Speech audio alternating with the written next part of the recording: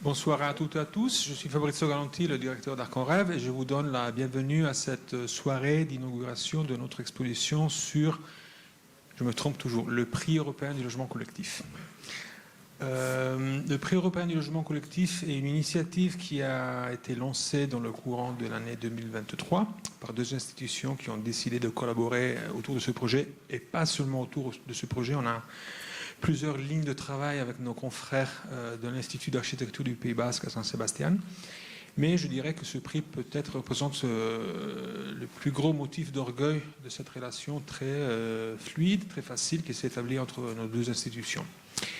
Vous avez ici la deuxième étape d'une exposition qui réunit donc une sélection de matériaux issus de la première édition du prix. Je dis deuxième étape parce que l'exposition a été inaugurée, ouverte l'année dernière à Saint-Sébastien, dans le siège de l'Istituto d'Architectura d'Euskadi. Et l'objectif donc de cette exposition est de relancer à nouveau les thèmes, les arguments, les sujets qui sont propres à cette initiative. C'est pas la seule action qui est propre à ce projet. Une publication en chantier devrait être lancée dans le courant du mois de mars. Et après, comme vous allez écouter un peu plus tard, nous sommes déjà en train de travailler avec beaucoup d'énergie et d'intensité sur la deuxième édition de ce prix. Et nous le faisons parce que, en effet, la première nous semble avoir été un franc succès. José Ángel Medina va vous parler un peu plus de cette première édition. Mais je peux juste vous dire que l'intention de nos deux institutions était vraiment de questionner l'hypothèse que l'habitat collectif fait vraiment partie de l'identité européenne. C'est vraiment un des supports de notre identité collective comme société.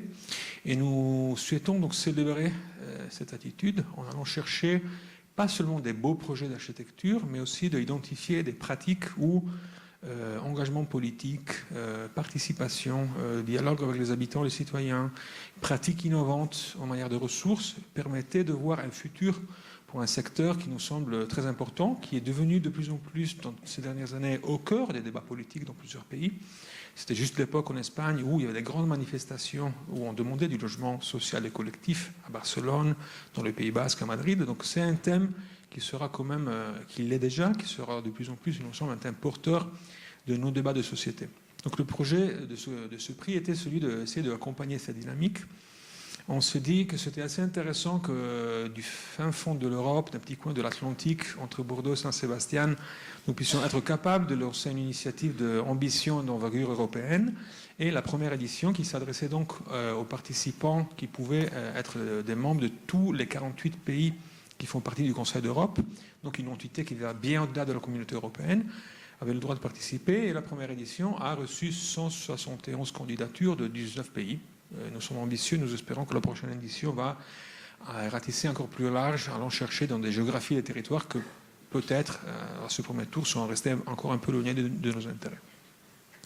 L'exposition se compose donc d'un travail analytique, de critique, de la relecture des 18 projets finalistes qui ont été sélectionnés par un jury qui était dirigé par Alain Lacaton, l'architecte française Pritzker, et accompagné par un menu que nous souhaitons répéter, qui se compose de, toujours comme président, un architecte qui a travaillé dans ce secteur, toujours un architecte qui ne soit pas européen, qui puisse amener donc une vision de l'étranger sur notre manière de vivre ensemble, toujours un représentant des citoyens, toujours quelqu'un qui travaille du point de vue des politiques, de l'action politique, et un intellectuel qui pense à la question de la domesticité du vivre ensemble. Donc c'est un peu cette règle du jeu qui nous a été apportée par notre comité scientifique, qui sera, dans les années qui viennent, continuera à être un peu le fil rouge de cette initiative, qui est composé de 4 personnalités, Bernard Blanc, Vittorio Magnaga-Lampugnani, Carmen Bernon et Aurora Diaz, donc 4 personnes qui nous ont aidés à façonner les règles du jeu de ce concours, à nous donner des directions de réflexion et effectivement à constituer le premier jury avec cette hypothèse de maintenir cette diversité de points de vue et de récits, parce que l'habitat n'est pas qu'un sujet d'architecture. Donc l'exposition de ce soir fait une opération assez simple, plutôt que de suivre des protocoles qui sont assez typiques dans ce type de prix, tout simplement de attribuer à chaque projet finaliste un espace de mètres carrés égalitaire pour que chacun présente son projet. Ce que nous avons fait avec la collaboration donc, de l'équipe de commissaires et de designers de l'Instituto a été d'extraire de chaque projet des thèmes, des détails, des manières d'imaginer l'architecture pour qu'on puisse comparer les méthodologies, les techniques, les raisonnements de chaque architecture et effectivement voir quels sont les points de convergence ou vice-versa, quelles sont les différences dans cette manière européenne de construire la ville. Donc vous allez trouver dans l'exposition donc, autant la possibilité de comprendre les projets dans leur totalité à travers un système de cahiers, mais aussi la possibilité d'aller chercher, d'aller retrouver des manières de comparaison thématique de ce projet. 4 films ont été réalisés parce que ce que nous intéressait beaucoup dans le prix était celui d'aller chercher des projets qui sont déjà habités. Donc des projets que même s'ils sont récents, mais qui ont déjà, comment dire, vécu un peu l'usure, l'appropriation, la vie des personnes. Et donc il nous semblait, comme on l'a déjà fait dans le passé à d'autres expositions d'Arc en Rêve, atmosphérique en 2023 par exemple, ça nous semblait intéressant de revenir à explorer le vidéo, le film d'architecture, comme un outil qui est extrêmement efficace pour raconter en même temps les qualités architecturales d'un bâtiment, mais aussi les modes d'appropriation, comment on circule, comment on se rencontre, comment on habite. Donc sur les 2 projets lauréats et les 2 projets qui ont obtenu une mention spéciale, vous allez trouver donc 4 films dans la 2e salle de la Galerie Blanche qui sont projetés effectivement pour nous aider à rentrer dans la vie, dans la quotidiennité de ce lieu. Avant de passer la parole à mon cher confrère José Ángel, un petit détail sur cette soirée. Maintenant il y aura 2 prises de parole qui donc vous parlez de ce prix qui pour nous est tellement important et surtout ceux qui sont bien dans le futur par rapport à ce prix. Mais je tenais aussi à vous expliquer un peu le format un peu particulier de cette soirée, dans le sens que cette soirée fait une opération un peu de fusion entre les 2 initiatives qui sont en cours dans la Galerie d'Arc en Rêve. Donc d'un côté vous avez une exposition sur le prix, mais comme vous le savez, pour ceux qui nous ont fréquentés depuis quelques mois, depuis février de 2025, nous sommes en cours de travail sur un projet qui est une exposition de laboratoire qui s'appelle Nouvelle Saison, qui, à travers une succession d'interventions qui se sont manifestées, disparues, réapparues, déplacées dans la galerie, raconte la manière avec laquelle on vit le territoire de la Gironde. Et dans le territoire de la Gironde, pour ceux qui sont d'ici, il nous a toujours semblé une vérité absolument impossible à ne pas comprendre. Il y a eu depuis très longtemps des pratiques très avancées de réflexion sur l'habitat collectif.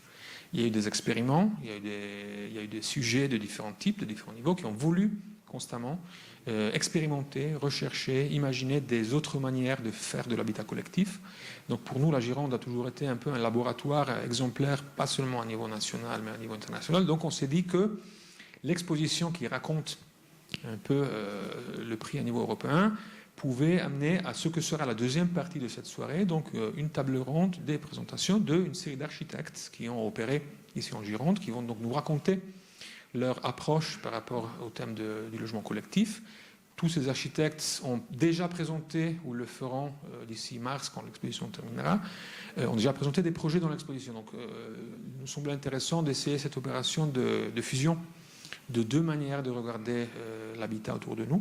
Et donc vous avez maintenant, vous allez écouter encore un peu plus par rapport au prix du logement, au prix européen du logement collectif, pour après passer à une 2e phase où nous allons effectivement écouter ce que nos confrères et consoeurs architectes ont imaginé, pensé, ou sont en train d'imaginer, penser par rapport à ce thème. 2 petits détails. Donc, cette première partie, donc maintenant les 2 interventions qui seront en espagnol seront suivies d'une traduction consécutive en français.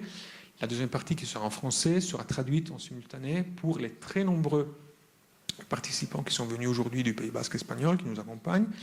Je tiens aussi à remercier énormément le gouvernement basque, qui est le gros porteur de ce projet. Ce projet de prix est financé largement et en majorité par le gouvernement basque, qui continue à croire dans ce projet. Et c'est vraiment le gouvernement basque, à travers ses différents représentants, qui est venu chercher Arc en Rêve pour qu'on puisse effectivement collaborer à ce projet. Donc aujourd'hui, il y a une belle représentation qui a franchi la frontière. Je crois que vous avez été arrêté par la gendarmerie sur le chemin. Donc ça fait partie des expériences de tourisme local.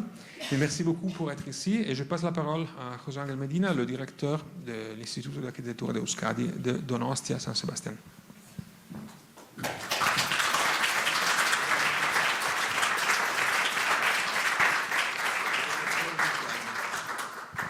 Bonsoir.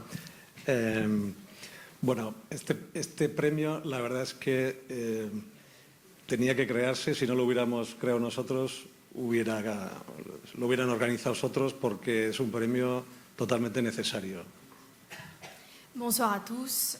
Ce prix devait se créer si ce n'était pas par nous, par eux. Il était complètement nécessaire. Y como todas las ideas fuertes, bueno, comenzó de una manera más o menos fortuita. Nosotros en San Sebastián tenemos este Instituto de Arquitectura de Euskadi, que es una institución homóloga a Arkenref, es decir, un centro de arquitectura orientado sobre todo a la difusión entre la sociedad, ¿no? Con una vocación de influir en ella. Donc, comme toutes les idées fortes, ce prix a commencé de façon fortuite. Nous avons à Saint-Sébastien un institut d'architecture semblable à un institut que vous avez aussi en France et qui est orienté à la diffusion sociale. En este sentido, el instituto lo creó el Gobierno vasco, la Consejería de Vivienda y Agenda Urbana, y en concreto su director, Pablo García Strain, que tiene una fuerte ascendencia francesa y bordelesa, y bueno, surgió esta conexión con Arkenref rápidamente. Cet institut a été créé par le gouvernement basque et plus concrètement par sa direction, par Pablo García, qui a une forte ascendance française et plus concrètement bordelaise. Donc on a rapidement créé un bon lien avec Arkenref, centre d'architecture. Y gracias a esa pequeña idea y la visita a Fabrizio y un poco de whisky, bueno, pues salió, digamos, estas ganas, ¿no? de montar, de organizar el premio, ¿no? Desde luego fue determinante el apoyo del Gobierno vasco, que a pesar de los cortos plazos, bueno, pues no dudó en apoyarnos. Donc tout ça, ça a été grâce à la visite de Fabrizio et un peu de whisky. Avec leur envie, on a monté cette organisation, on a organisé ce prix, et avec un peu de détermination et beaucoup de soutien du gouvernement basque, nous avons réussi. Bien, en este contexto, insisto en la tesitura de empezar con la organización del premio en el 23, los whiskies fueron en el enero del 23. Bueno, lanzamos rápidamente una edición para el 24, coincidiendo con la Bienal de Arquitectura de Euskadi, que se celebra también en el Instituto. Y bueno, salió esta primera edición con un éxito que francamente nos abrumó. Donc dans ce contexte, le whisky a eu lieu en janvier de 2023 et c'est là que nous avons lancé l'édition pour 2024 qui a eu lieu en même temps qu'un autre événement au Pays Basque. La organización inicial tuvo como punto de partida la constitución de un comité de expertos, entre los cuales teníamos a Bernard Blanc, que está por aquí, a Carmen Ibermón, a Aurora Fernández Per y a Vittorio Mañago Lampuñán, y que, digamos, constituían, ¿no?, esa parte política, como he dicho antes, Fabrizio, también académica, editorial y del mundo de la vivienda, que nos ayudó a determinar estas líneas maestras de la organización del premio. Donc l'organisation initiale était composée par un comité d'experts. Il y en a certains qui sont ici. Bernard, il y a Aurora et aussi Antonio. Ils ont constitué cette première partie politique et Fabrizio a composé la partie éditoriale.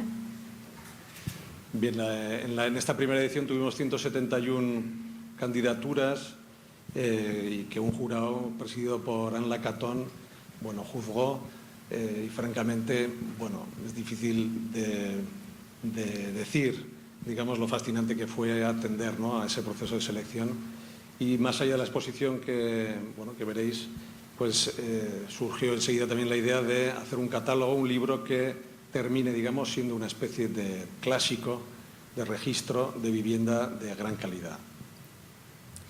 Donc cette première édition a eu 171 candidats, le jury a été Anne Lacatón et bien sûr ça a été fascinant d'avoir présencié ce prix.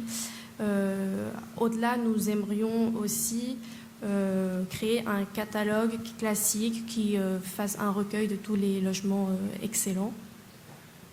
Fabrizio ya ha descrito mayormente casi todas las características. A mí me gustaría subrayar que se trata de vivienda construida.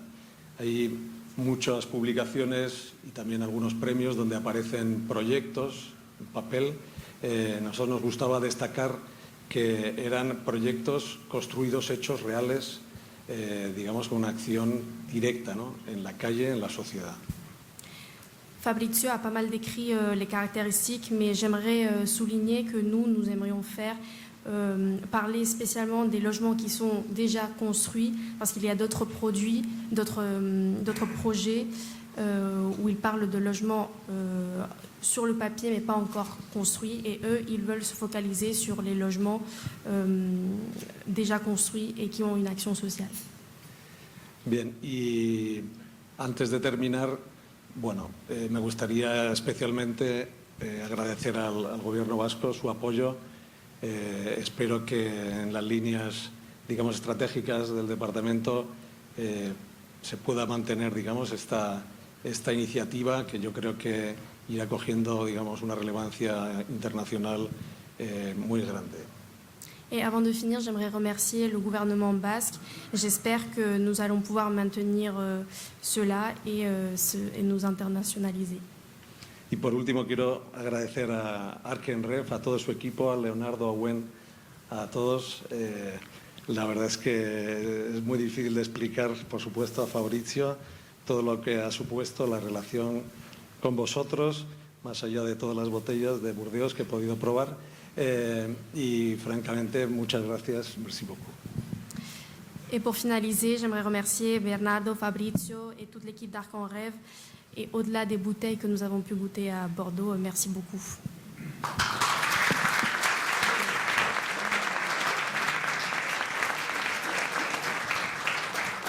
Bien, pues a continuación doy la palabra al consejero de Vivienda y Agenda Urbana, a Denis Itxaso. Et maintenant, place à Denis Itxaso, conseiller de logement et de l'agenda urbain du gouvernement basque. Arratsaldeon, bonjour à tous.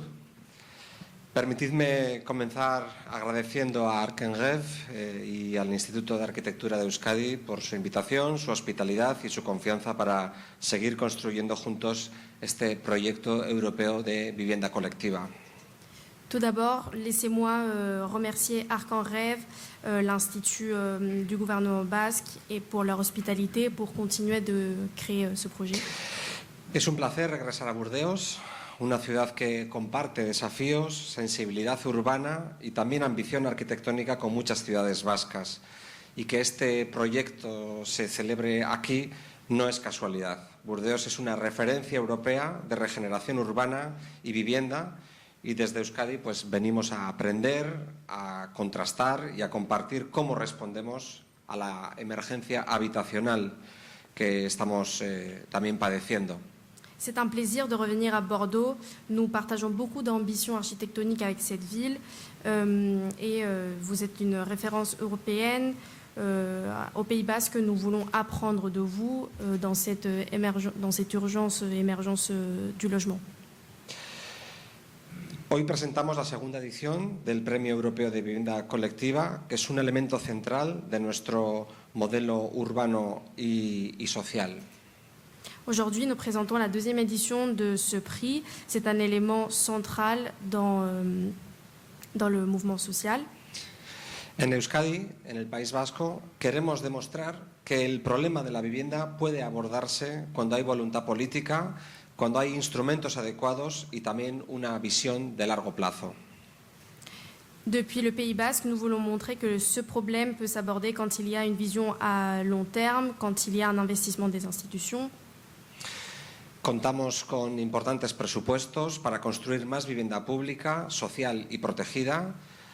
Contamos también con la opción de captar financiación público-privada y activar suelos y expedientes que llevaban años paralizados, bloqueados. Nous comptons avec un grand budget pour construire plus de logements publics et sociaux. Et nous avons accès à des financements pour activer des terrains et des sols qui sont actuellement paralysés.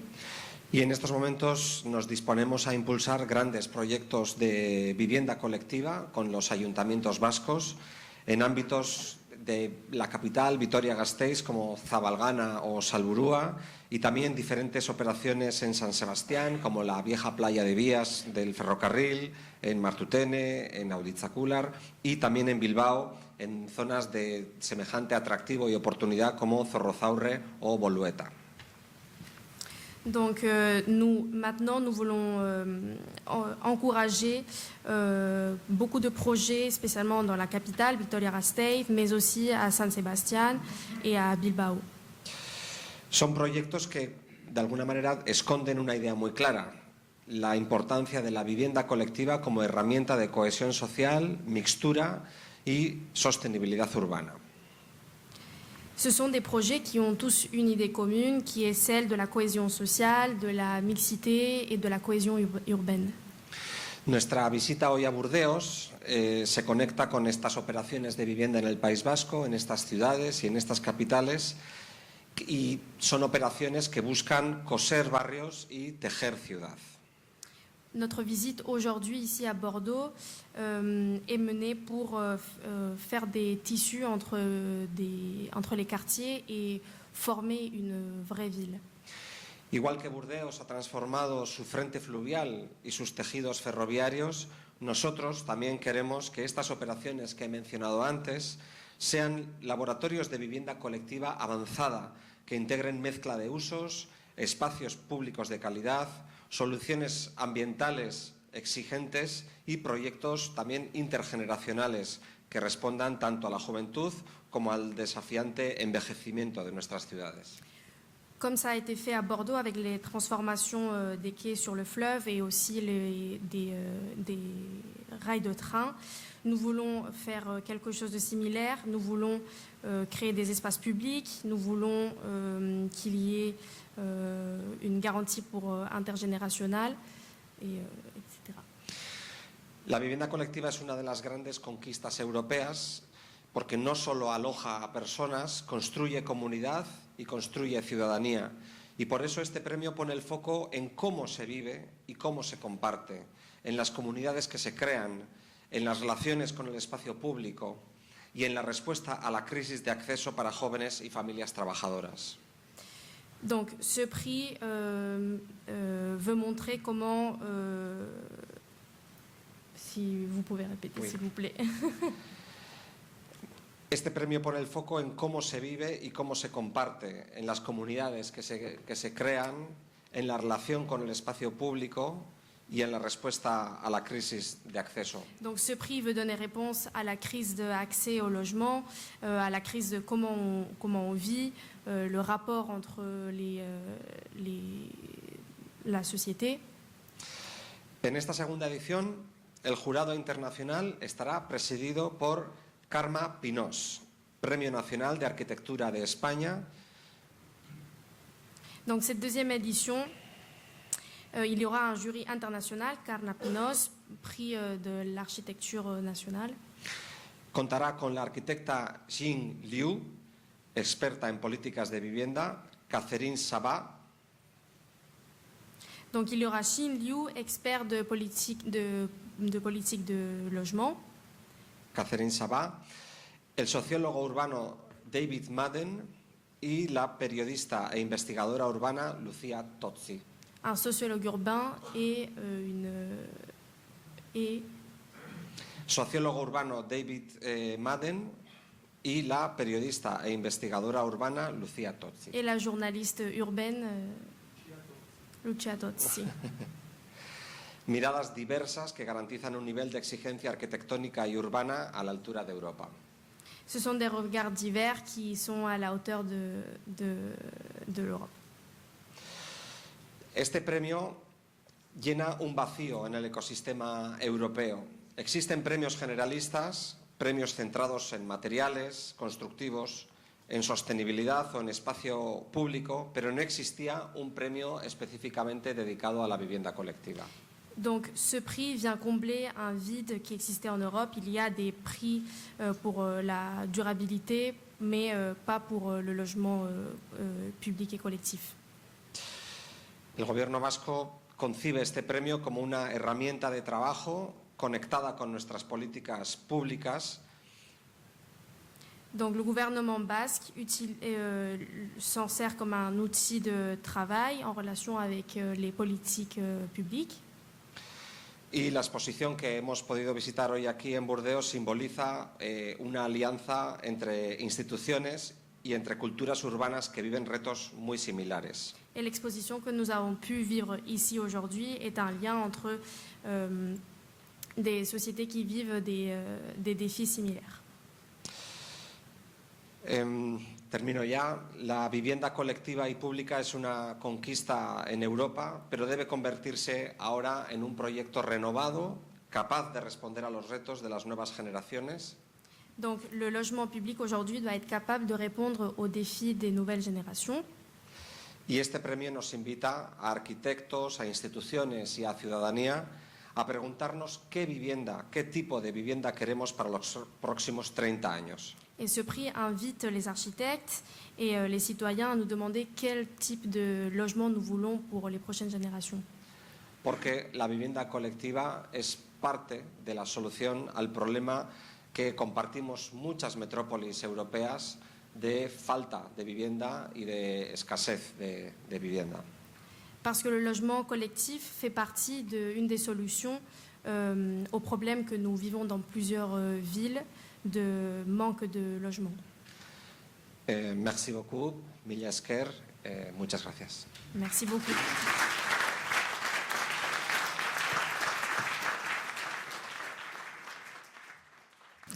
Merci beaucoup. Donc on passe maintenant à la deuxième partie de cette soirée. Si vous avez un peu suivi les activités associées à Nouvelle Saison, vous avez remarqué que, peut-être pour fainéantise, on a toujours utilisé l'adjectif nouveau pour nommer les différentes soirées qui ont accompagné cette initiative. Donc ce soir, on parle de nouveaux collectifs. On a eu des nouvelles ressources, enfin, c'est inutile de faire un peu trop d'auto-célébration. Et donc ce soir, le module qui est approprié pour continuer à utiliser Nouvelle Saison comme une plateforme de réflexion s'appelle Nouveau Collectif, parce que effectivement, ce que nous souhaitons de comprendre ensemble, d'explorer, c'est la manière avec laquelle plusieurs, comme je vous disais, d'architectes qui opèrent sur ce territoire, les manières plutôt, avec lesquelles ces architectes ont interrogé la commande publique ou la commande privée pour effectivement aller un peu plus loin, aller essayer d'imaginer des solutions d'habitat collectif qui soient innovantes, qui soient économiques, qui soient appropriées et justes pour le temps que nous vivons. Donc le format que ceux qui ont déjà été présents ici nous allons utiliser consiste dans des très courtes présentations de 10 minutes chacun de 6 agences qui seront après suivies d'une table ronde que je vais modérer, assez libre, donc aussi vous êtes invités à intervenir, à demander. Et donc j'espère ne pas me tromper. On avait établi que donc c'est par 2 tranches de 3 intervenants. Donc la première agence que je demande de monter ici est 2 PMA. Je crois que c'est Mathieu Bergeret qui est présent avec nous ce soir. A6A, je ne sais plus qui entre vous 3, Roberto, Michel ou Antoine va prendre la parole. Okay. Et Alexandre Cramp de Dauphin Architecture. Donc si vous voulez déjà vous installer ou vous préférez monter après, comment vous faites? Ok. Donc Mathieu, à toi. Ouais, parfait. Je switch comme ça. Ouais, en haut, en bas. Ok. Bonsoir à tous. Merci à Arc en Rêve pour l'invitation et à Fabrizio. Donc j'ai la lourde tâche de démarrer. Et en plus, donc on a monté cette présentation avec mon associé qui est peut-être dans la salle et qui démarre par une citation de Bernard Blanc qui nous a beaucoup marqué au démarrage de l'activité. L'agence avait 5 ans. Et je sais que Bernard est dans la salle, donc j'espère qu'on n'a pas trop modifié ses propos. Mais c'est quelque chose auquel on fait beaucoup référence parce qu'on travaille déjà beaucoup dans le logement collectif social et pour des bailleurs, mais pas que. Et donc, voilà, c'est un élément très marquant qui, surtout la deuxième partie, pour permettre les conditions du partage, on se doit d'assurer l'intimité. Et donc ça, c'est de manière un peu caricaturale, je pense, quand on a reçu cette information, on a bien compris la posture de Bernard Blanc à l'époque, qui était directeur général d'Aquitanis. Et on l'a peut-être interprété de manière un peu caricaturale au début, qui était de se dire, bon, quelle représentation on donne au corps, aux habitants dans l'espace public. Je sais que cette discussion avait été un rebond sur un débat entre est-ce qu'on fait des balcons en avancée sur les façades ou est-ce qu'on fait plutôt des loggias en creux. Donc le partage, est-ce que c'est ça? Est-ce que c'est se donner en spectacle un peu sur l'espace public? Et à contrario, est-ce que l'intimité, c'est le fait de vivre un peu reclus chez soi? Donc c'est une manière un peu provocatrice d'interpréter cette notion-là. Et puis avec le temps et puis les discussions qu'on peut avoir dans le cadre des projets, on voit que cette notion, elle se floute. Il y a des frictions qui se passent, ne serait-ce que dans le fait de voyager, de se rendre compte que la notion la plus intime, qui est le fait de se laver, peut être partagée au Japon, dans les sento. Et on peut aussi choisir de partager son intimité un peu plus largement. Donc ça, on va présenter très rapidement quelques projets qui mettent ces notions-là en perspective. Et c'est aussi lié au fait de travailler toujours en collaboration avec nos maîtrises d'ouvrage, avec les consoeurs, confrères. Et donc se faire ensemble, qui permet de toujours être dans un featuring permanent pour débattre et confronter les idées. C'est ce qui permet aussi, je pense, au logement collectif d'avancer. Donc dans un premier temps, ce qui a été fondamental pour nous et qui donnait lieu au débat qu'on avait avec Bernard Blanc, c'était le projet des éco-shops, qui était une demande d'Aquitanis sur de l'habitat collectif accolé. Donc c'était plutôt des petites unités d'habitation, et ça nous a amené à travailler avec Aldebert Verdier et l'atelier provisoire sur des notions très importantes qui sous-tendent en fait un peu tous les projets d'habitat collectif qu'on développe depuis. 4 notions. Le premier qui est le terrain commun. Comment on fait communauté de voisinage? Qu'est-ce qu'on partage? Qu'est-ce qu'on arrive à mettre dans le pot commun et qui va être mis à disposition de tous les habitants? La deuxième partie, c'est l'épaisseur qu'on va donner à la mitoyenneté. Quand on accole de l'habitat, quand on superpose de l'habitat, on a forcément une question de mitoyenneté. Comment on travaille ça? Ça peut être uniquement par la technique, mais l'usage peut apparaître. L'enclos minimum, c'est là où se situe l'intimité, c'est-à-dire quelle est la réserve d'espace extérieur intime qui va permettre en fait de créer les conditions ensuite du partage et éventuellement de laisser des parties de parcelles libres justement pour créer ce terrain commun. Et la quatrième partie que je ne développerai pas aujourd'hui, qui est le mode constructif, le fait de travailler avec du géosourcé, du biosourcé, mais qui est un poncif maintenant puisque toutes les opérations l'intègrent. Le premier projet que je voulais évoquer avec vous, c'est un projet assez fondateur pour nous, le NI, qui est à Mérignac-Beutre, pas très loin d'une opération d'Aquitanis avec Christophe Hutin, qui est un projet d'habitat participatif pour Axanis, donc une communauté d'habitants qui était préexistante avant l'arrivée de l'équipe de maîtrise d'œuvre et des architectes. Et le nid, c'est lié au fait qu'il y a 2 arbres qui sont conservés sur la parcelle, on le voit en bas à gauche, et cette volonté de garder un jardin commun le plus grand possible.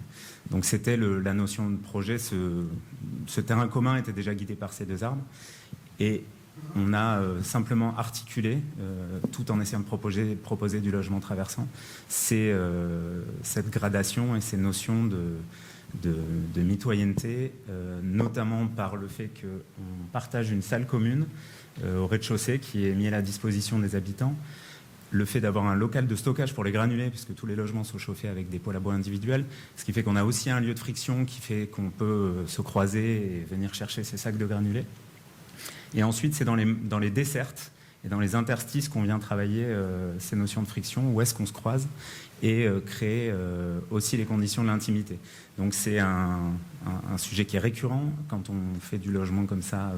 Donc c'est des R+1 avec 3 duplex sur l'opération. Mais où est-ce qu'on met cette limite? Et donc là, on a des escaliers qui desservent 2 logements avec une partie grisée qui est liée au fait qu'on a un revêtement de sol différent. On est en béton sur une partie et en bois sur les autres. Et on a simplement des petits portillons puisque la communauté d'habitants avait vraiment l'envie de partager fortement les espaces extérieurs et de se servir de ces coursives comme de lieux de vie. Donc on rentre chez soi par un espace extérieur. Et il n'y a pas de séparatif à cet endroit-là. Et ça, c'était vraiment des débats qui ont été menés avec les habitants. Je vous présente très rapidement un rebond sur une famille de projets, c'est-à-dire que chaque projet évolue sur le suivant, donc il y a toujours une manière d'apprendre de ce qu'on fait et de rebondir. Une opération qui est pour le coup dans la région rennaise, qui met en scène exactement la même problématique avec des coursifs d'accès. Simplement, il y a des typologies duplex. Et là, on a travaillé avec les habitants pour avoir des séparatifs qui sont des celliers, qui donnent de l'épaisseur à ces limites latérales et qui viennent garantir l'intimité sur ces espaces extérieurs. Et un projet aussi dans la même famille qui est en cours en chantier à Toulouse pour le groupe des Chalets, donc c'est aussi du logement social, avec là pour le coup un traitement différent de la matérialité des coursives. On a souvent ce sujet, de faire des coursives bois avec un platelage bois, et très souvent on a la discussion de savoir comment assurer l'étanchéité de ces éléments horizontaux d'un étage à l'autre. Un autre projet qui est assez fondateur et qui sous-tend aussi ces problématiques-là, c'est le projet Offenbach, qui est au Grand Parc, donc à Bordeaux, qui a été mené avec l'atelier provisoire et qui porte aussi ces éléments-là, donc comment on qualifie ce terrain commun, cette mitoyenneté et cet enclos minimum. Donc là, il y a, pour vous montrer sur un plan, on a un petit peu dérogé aux règles de la représentation architecturale puisqu'on a 2 étages différents qui sont représentés, un R+4 et un R+2. L'idée, c'était de vous montrer aussi ce qu'on a pu mettre en place pour partager ces éléments. Donc, c'est 4 plots identiques dans le traitement architectural, dans la qualité des logements. Néanmoins, on a travaillé le rapport aux espaces paysagers au sol, aux espaces interstitiels. Donc, on a un parking qui vient souligner ces 4 plots et on s'est servi de la toiture de ces parkings pour donner accès 2 plots par 2 plots à un espace commun interstitiel qui accueille un potager et un petit terrain de pétanque et qui fait qu'on a une communauté de voisinage qui peut se créer dans l'interstice entre 2 plots. Et on a eu la chance de pouvoir mettre en place aussi au dernier niveau, donc la mitoyenneté habitée se situe là, c'est l'épaississement des usages, un local commun résidentiel sur chaque plot qui donne accès à une grande terrasse à l'usage des habitants de chaque plot. Et évidemment, les loggias d'angle qui ont des caractéristiques différentes en fonction des orientations, mais on essaye de travailler cette intimité aussi par le traitement d'une allège qui va permettre d'intimiser un petit peu ces espaces extérieurs. Et donc en rebond sur ce projet-là, on mène en ce moment, il y a 2 opérations qui sont un peu marquantes, une aussi à Toulouse qui vient travailler sur un plot de la même nature. Et on voit que les digressions sur une famille de projets peuvent aussi aller dans l'expression de façade avec le fait d'avoir des inflexions, avoir des lectures de pas de 2 étages et des traitements un peu particuliers des espaces extérieurs. Et un autre projet à Rennes qui est livré là, cette année, qui vient aussi travailler sur ces notions de plots tournants avec des allèges, des espaces extérieurs assez intimes. Un dernier projet que je vous montre aujourd'hui, qui est assez fondateur pour nous aussi, un concours qu'on a gagné en 2021. C'est un projet sur la ZAC Flaubert à Grenoble. Là, c'est un traitement un peu particulier de bar. Il y a une 40aine de logements. La singularité de celui-ci, c'est qu'on essaye de travailler dans un logement collectif assez haut. Donc c'est un R+8. Le fait de mettre les accès, y compris ascenseurs, et les espaces extérieurs du même côté, parce qu'il y avait un enjeu d'assumer une façade urbaine côté est sur un parvis. Et donc la problématique ici, c'est effectivement de créer ces paliers de desserte, créer les conditions d'un collectif, mais qui reprennent un peu les codes de la maison individuelle, où on rentre par son espace extérieur et où on crée l'intimité par ces paliers interstitiels. La condition, effectivement, pour assurer du logement traversant avec l'intimité du logement, c'est de multiplier le nombre de noyaux. Donc c'est un projet qui a 3 noyaux verticaux et qui propose des pièces de vie traversantes de façade à façade. Alors on était un peu chagrinés parce que on voit ici, on avait un T2 qui vient s'enrouler autour du noyau devant lequel on passait. Et donc ça, c'était lié à la programmation et à la demande au stade du concours. Et donc c'est le genre de choses sur lesquelles on rebondit pour proposer dans d'autres opérations Donc d'essayer de gommer ce côté-là et d'aller au bout de l'exercice sur le fait de travailler justement l'intimité de ces espaces extérieurs et le fait qu'il n'y ait pas de friction trop importante à cet endroit-là. Donc un projet qu'on mène en ce moment à La Rochelle, pour le coup on a 100% de la façade sud qui est traitée en espace extérieur et les communs qui eux sont balancés sur la façade opposée. Et ici, le rebond sur le projet que je vous présentais, où on a mis des loggias intimes en complément des petites typologies devant lesquelles on pouvait passer, et où on a essayé de multiplier aussi le nombre de noyaux. Donc, simplement, voilà, le logement collectif, comme on l'aborde à l'agence, essaye toujours de traiter ces questions-là et essaye toujours de rebondir d'un projet sur l'autre, parce que le logement reste un laboratoire, une recherche permanente. Ça passe par le fait de rajouter une petite loggia, de traiter une épaisseur un peu différente d'un projet sur l'autre. Et on arrive autant qu'on peut à essayer de produire du logement de qualité sur ces éléments-là.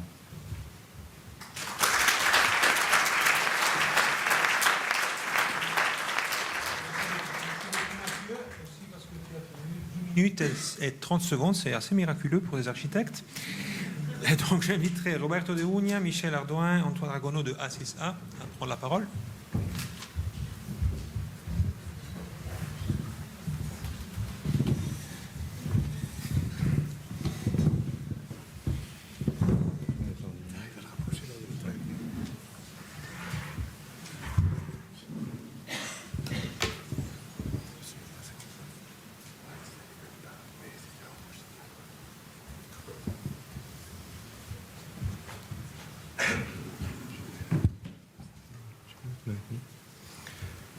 Bonsoir à tous, merci Arc-en-Rêve pour l'invitation à cette table ronde.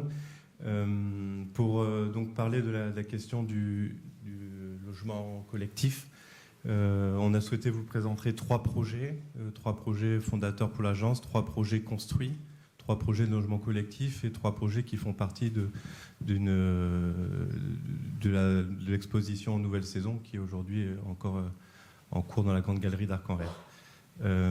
Qu'est-ce qui rassemble ces 3 projets? À l'image de cette œuvre de Bruce Nauman que vous avez à l'écran, c'est comment ces projets arrivent à re-questionner des espaces qui souvent sont passés comme banals dans les programmes, voire souvent sans standardiser ou non attendus par les programmations de nos maîtres d'ouvrage. Les projets qu'on va vous présenter sont essentiellement des projets de commande privée, donc de promoteurs. On tient à le signaler parce qu'il y a quand même un effort aussi qui est fait dans le cadre de la programmation. Le premier projet qu'on va vous présenter est un projet qui est situé donc, sur la rive droite de Bordeaux. C'est un projet de logement collectif de 27 logements. Ce qu'il faut comprendre, c'est que c'est un projet qui se situe à la frontière entre le quartier de la Bastide et la ZAC Garonne-Eiffel, donc piloté par Ratlantique. Et donc c'est un projet qui fait transition entre un mode de vie de l'échoppe que tout le monde connaît ici à Bordeaux, donc du logement individuel, et qui fait face à un nouveau quartier, la nouvelle ville, comment on vit de manière collective. Donc c'est important de comprendre que c'est un projet qui dialogue entre ces deux façons de vivre, parce que dans le projet, on a à la fois du logement individuel, vous verrez, et à la fois face à l'amorce de cette nouvelle ville, du logement collectif. On s'est attaché pour chacun des 3 projets à vous présenter, à colorer ces espaces communs, ces espaces interstitiels qu'on essaye de travailler, d'essayer d'aller chercher. Ça passe par des halls traversants sur ce projet-là qui communiquent entre la rue et le cœur d'îlot. Ça passe par des locaux vélos ouverts sur la rue, par des systèmes de mouchards à biais, par des passages qui permettent d'aller desservir des logements individuels en cœur d'îlot. Des circulations qu'on donne à voir depuis la rue, qui sont mises en scène, qui permettent aussi de découper les volumétries. Où vous voyez donc en plan de rez-de-chaussée la part qui est faite à l'espace commun. Il y a aussi un espace commun résidentiel qui a été mis à disposition des futurs acquéreurs. Il y a eu des ateliers pour choisir l'occupation qui allait être fait pour ce local-là. Il est devenu une chambre complémentaire, donc il y a de quoi se doucher, dormir et travailler. Le travail sur la coursive, comment on dessert les logements, quelle vue ça peut aussi nous amener sur le grand paysage. On aperçoit les coteaux de Bordeaux et à la fois des événements architecturaux assez remarquables de la ville.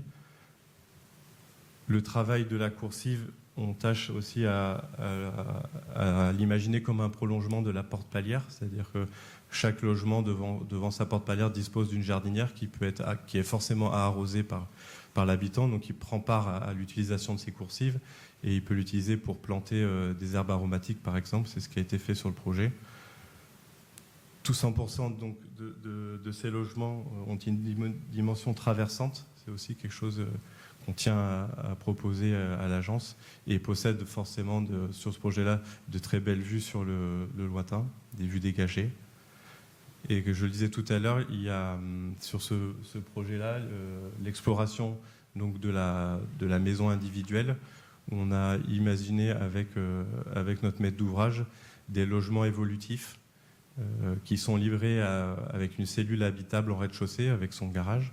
Et après, avec une double hauteur, avec une série de poutraisons qui est mise en place à la livraison pour que l'acquéreur puisse habiter sur son logement et en plus de ça, faire ses travaux en passant par le garage et pouvoir imaginer différentes versions d'habiter dans son logement. Le dialogue, il se fait aussi avec le paysage. On a la chance sur ce projet-là d'avoir une zone humide qui fait face au projet, donc il y a un rapport assez intéressant entre les deux projets et aux espaces publics, parce que sur l'autre façade en elle, on a un bel aménagement public qui a été réalisé par la ville. J'enchaîne avec le deuxième projet qu'on voulait vous montrer ce soir. On reste toujours sur la rive droite de Bordeaux, mais on part un peu plus au nord sur le quartier de Brazza, que déjà certains d'entre vous dans la salle le connaissent ou ont côtoyé dans le cadre de concours de projets construits sur place. C'est aussi un de ces espaces qui reste encore à construire en ville. Et justement, aujourd'hui, quand on construit du logement collectif neuf en ville, très probablement on va devoir se confronter à des sites qui étaient à une autre époque utilisés pour avec d'autres fonctions. Ici à Brazza, on était plutôt sur des zones industrielles, donc friches industrielles, ce qui veut dire aussi des sols pollués, des sols à retraiter, etc. Ce que je veux dire par là aussi, c'est que quand on construit dans ces conditions-là, il faut aussi accepter quelque part qu'une grosse partie de notre enveloppe de travaux, de notre budget, cette donnée qui fait partie de notre métier, va partir sur des choses qui ne vont pas forcément se voir dans l'objet fini, notamment sur un traitement de ces sols, de le remettre en état. On est à Bordeaux, donc proche de la Garonne, donc des fondations profondes qui vont arriver, qui vont coûter aussi de l'argent. Et donc tout ça met aussi en place une stratégie qu'on partage à la fois avec toute l'équipe de Vous avez encore 4 minutes. Hein. Oui.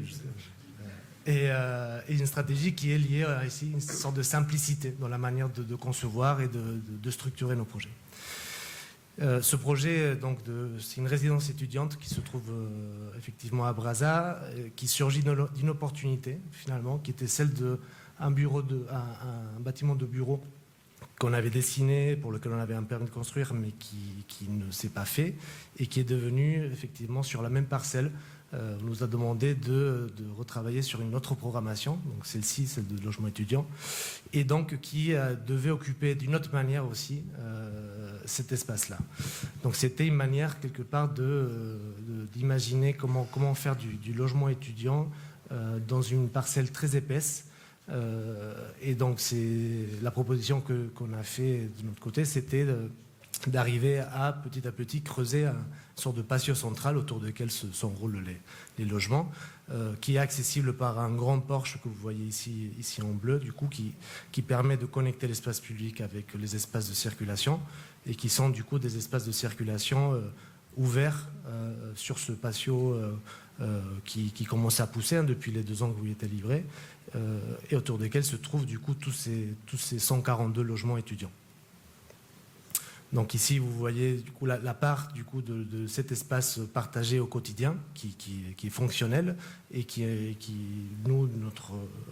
la proposition qu'on a souhaité amener, c'était au-delà de le rendre fonctionnel, le rendre relativement généreux avec des paliers qui des fois sont un peu surdimensionnés et des prolongations vers des vues dans le quartier. qui sont ces failles qui apparaissent aussi en limite de différents blocs habités. Chacune de ces failles prolonge le regard vers des situations un peu spécifiques du projet et reprennent un peu une thématique qui est liée à ce quartier de Brazza, qui est celui de venir découper les bâtiments, prolonger un peu les effets Venturi pour rafraîchir un peu ces séquences. Et donc, quelque part, finalement, les logements étudiants restent des pièces assez simples, mais qui prolongent un peu aussi ce regard à chaque fois sur chacune de ces orientations. Je crois qu'on va dépasser un tout petit peu. Dernier projet, je vais tenter d'être rapide, on va en 3 minutes. Donc là, il s'agit des volumes capables. On aime bien montrer aussi certaines références proches d'ici, dans les Landes, des Aériales. C'est plus pour leur capacité à évoluer, à muter et leur intérieur qui ne sont pas figés. C'est 2 immeubles de 16 logements chacun qui ont une certaine rationalité. Pour un maître d'ouvrage privé, Eden Promotion, Louis Bousquet ici présent. Et le concept lui-même de volume capable était quelque chose d'initié par l'architecte urbaniste Youssef Tomé et la mairie de Bordeaux à cette époque. Il s'agissait de logements en double hauteur, en tout cas pour nous, avec un gabarit imposé, que les habitants, les acquéreurs, puisqu'il ne s'agit que d'occupants, puissent ensuite aménager eux-mêmes. Ces doubles hauteurs, on les retrouve en façade. L'architecture qui est montrée ici, c'est qu'une résultante de ce qui est possible dans les logements. C'est-à-dire que comment chaque fenêtre elle est calpinée sur un espace de 10 mètres carrés et on vient quand même profiter de cette double hauteur. Autre élément central et qui en a dans chaque projet, c'est la circulation verticale, qui sont dans ce contexte-là surdimensionnés parce que les logements eux-mêmes ne sont pas finis. Donc il faut permettre aux personnes de venir finir, de venir achever, c'est-à-dire qu'ils sont habitables en soi, mais il n'y a aucun aménagement. C'est un lieu de rencontre, c'est un lieu aussi de passage, et c'est un endroit où les habitants, où la communauté qui s'est créée d'habitants se retrouve. Donc c'est quelque chose qu'on voit et qui est plutôt atypique, qui aussi favorise tous les logements ont 2 portes d'entrée pour avoir une partie pour faire les travaux et une autre partie dans laquelle on peut habiter et qui à terme peut faire évoluer la manière d'habiter. Il y a toute une logique constructive et un accompagnement végétal sur ces bâtiments. Et on raconte encore une fois, donc ça c'est un des 2, 4 logements par niveau, il y a une symétrie qui est assumée. On a une recherche de rationalité avec une colonne qui dessert l'ensemble du logement et des attentes en sol et d'autres éléments pensés pour que l'habitant puisse lui-même, le propriétaire, agir et être en fait lui-même maître de son logement. Donc ils sont livrés de cette façon-là, c'est-à-dire qu'ils sont bruts, ils sont habitables, mais en même temps, nous on avait esquissé ou essayé savoir où sont les escaliers, où sont les paliers, il y a la gaine centrale, il y a tout ce qui répond à la norme du logement français.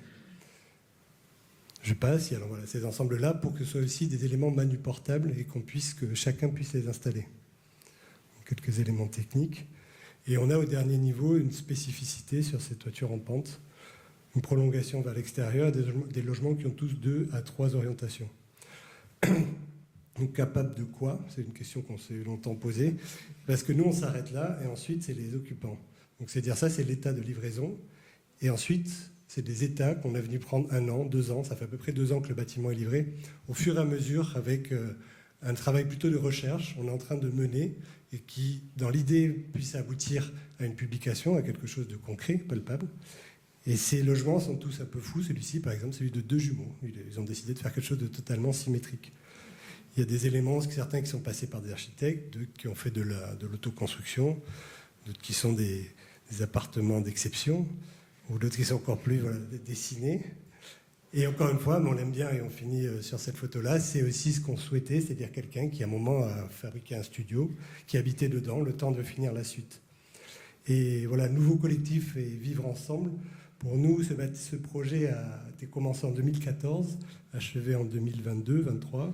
Et là, les habitants le font encore évoluer, et c'est qu'il y a l'idée que maintenant on en fasse un peu une introspection et comprendre ce qui se passe et comment c'est reproductible. Merci.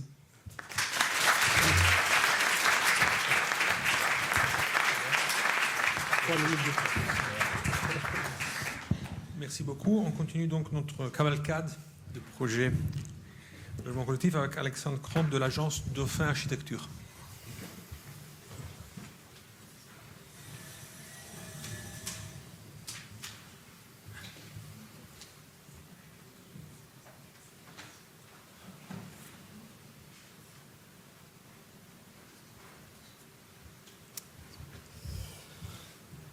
Bonsoir à tous.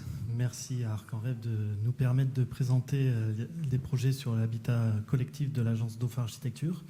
Effectivement, l'exercice au départ, c'était de présenter qu'un seul logement. Je vois que tous mes confrères ont fait comme moi. On a essayé de présenter un peu un panel, parce qu'effectivement, le logement collectif, ce n'est pas qu'une seule réponse. Voilà, nous, l'idée, c'était de présenter ce soir un peu la démarche de projet, avec des choses un peu récurrentes qu'on a déjà entendues de part de mes confrères juste avant, mais cette idée d'un socle un peu de comment réfléchir à l'habitat collectif, faire commun tout simplement, c'est un projet que l'on fait effectivement avec une maîtrise d'ouvrage, des bureaux d'études, et d'impliquer au plus vite, quand c'est possible, les usagers. Et c'est vrai qu'à l'agence, on a beaucoup développé l'habitat participatif, qui est une très bonne réponse à comment fabriquer du logement collectif juste par rapport à une demande. Vient ensuite un peu l'univers de construire l'usage, la durée, qui est intimement lié aussi à mettre en récit des territoires. C'est vrai qu'on l'a vu, et ça a été accéléré par le Covid. Effectivement, le logement, ce n'est plus qu'un logement, c'est un logement où on y vit, on y travaille.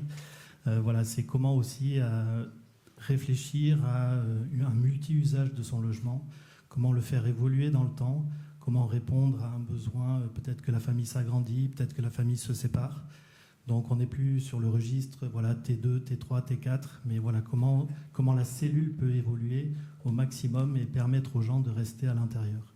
Bien sûr, développer un maximum d'espace collectif, que ce soit extérieur ou intérieur, pour essayer de créer du lien et du lien entre les gens qui habitent dans ces habitats collectifs. Une écologie du bon sens, bon, c'est une partie, c'est un peu l'ADN de l'agence, voilà, réfléchir aux matériaux, pousser un peu la réflexion sur les matériaux biosourcés, la paille, etc.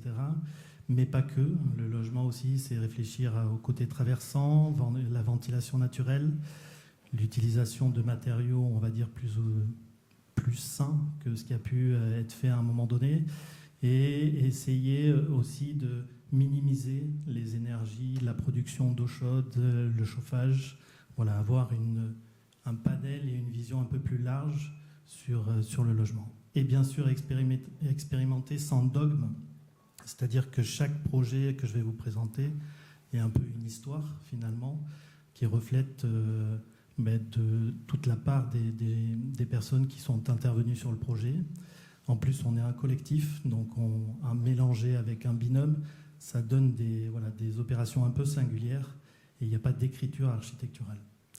Un projet un peu vieux, mais qui était un projet un peu fondateur à l'agence, qui était La Ruche, qui remonte quand même, ça fait quasiment 10 ans, d'un habitat participatif, un des premiers en Gironde, porté par Axanis, Aquitanis, la mairie de Bègle. Un projet un peu foufou, tout simplement parce que voilà, c'est un projet où on a travaillé les 11 logements avec les habitants dès le début, dès la conception. On a poussé le participatif jusqu'à les faire intervenir pendant le chantier pour travailler sur les enduits, sur les intérieurs, et permettre d'avoir aussi, on le voit sur les espaces extérieurs, que la végétation reprenne un peu le dessus sur l'architecture. Ce qui est intéressant, c'est que même 10 ans après, on réintervient là, cette année sur un logement pour essayer de l'agrandir, voilà, pour pousser un peu les murs, parce que la famille s'agrandit. Donc des intérieurs où effectivement là c'était une opération majoritairement en ossature bois et paille. Donc à l'époque c'était un peu la maison des 3 petits cochons. Effectivement maintenant ça va un peu mieux. On utilise de plus en plus de matériaux biosourcés dans la fabrication des bâtiments, ce qui est bien, et avec des intérieurs aménagés en fonction des besoins des familles et avec des ambiances un peu différentes. Un autre projet un peu dans la même veine d'habitat participatif qui est à l'Aréole. Sujet intéressant parce que c'est dans une ville avec un patrimoine très fort, comment venir intervenir et faire dialoguer finalement une architecture contemporaine et son site. avec bien sûr les problématiques d'une ville qui est très en pente, donc travailler 11 logements finalement sur 3 bâtiments, mais avec beaucoup de contraintes de visibilité, mais comment offrir des espaces extérieurs pour chaque logement, et effectivement avoir des ambiances intérieures qui relatent un peu des échanges qu'on a pu avoir avec les habitants. Ce qui est intéressant sur ce projet aussi, c'est que c'est un habitat participatif. L'habitat participatif, là, sur cette opération, c'était du logement social locatif. De dire que, effectivement, les usagers peuvent intervenir dans la conception de leur projet, même s'ils sont que locataires. Ce n'est pas réservé qu'aux propriétaires. Une autre opération à Ambarès, pas très loin de Bordeaux, avec la problématique, on a bien conscience que les villes, ou du moins les grandes villes comme Bordeaux, s'étalent, grignotent un peu la nature. Donc comment venir un petit peu s'insérer dans un paysage existant sans trop le dénaturer. Et bien sûr, là, une problématique sur ce projet qui était effectivement l'imperméabilisation à minimiser au maximum. Et donc du coup, de décoller finalement tous les logements, de venir les remettre au seuil zéro de la forêt et mettre les voitures et tout ce qui était, on va dire, commun en bas, et libérer les logements avec des vues et effectivement des terrasses différentes en fonction des niveaux sur l'espace paysager. Un autre projet, effectivement, toujours avec un volet un peu de co-conception avec les habitants, qui est le plateau des possibles à Bègle avec Domo France. Voilà, casser aussi un peu les codes qu'on peut avoir du logement, où on a un rez-de-chaussée, des étages courants et un attique. Là, on est venu un peu bouleverser ça avec un socle de 2 niveaux de logements qui sont complètement évolutifs et modulables. À la base, c'est des T2, mais qui peuvent devenir jusqu'à des T5 en mutualisant les logements. Et on retrouve au-dessus, sur ce plateau, plus l'archétype un peu de la maison individuelle, accolée en bande, avec, ce ne sont pas que des maisons, il y a des appartements dedans et des duplex. Et alors on ne le voit pas trop peut-être sur l'image d'après, non, ça c'est des intérieurs. Et effectivement un plateau qui a été dessiné avec les habitants, où ils peuvent réaliser, là ils ont réalisé une petite serre pour pouvoir agrémenter leur vie au quotidien. Donc des petites ambiances différentes intérieures. Un projet dans le volume capable, juste à côté du projet qui a été présenté par Assissa, d'habitat participatif pour des particuliers, un groupe autoconstitué, et avec effectivement cette possibilité de travailler le volume capable, donc travailler un peu le chantier 1, le chantier 2, donc comment faire évoluer son logement en fonction des besoins qu'on a à l'instant T et ce que pourrait devenir son logement plus tard. Donc avec tout un travail sur les espaces extérieurs, comme on peut le voir, sur effectivement moduler et se permettre d'avoir des espaces qu'on peut aménager ultérieurement. Donc j'ai pas de photos plus récentes, mais voilà, des travails de comment on peut aménager, se dire est-ce que je rajoute un plancher ou pas.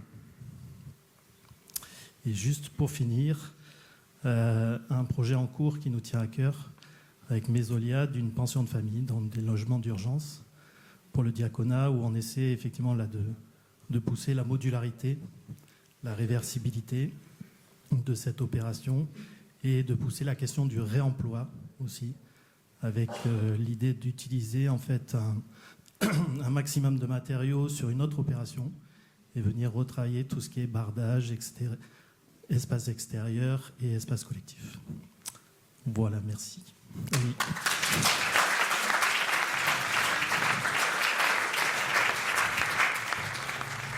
Merci beaucoup Alexandre.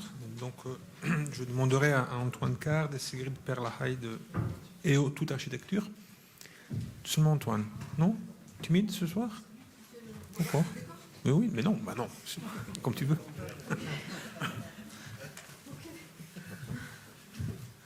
Ah non, tu viens pas.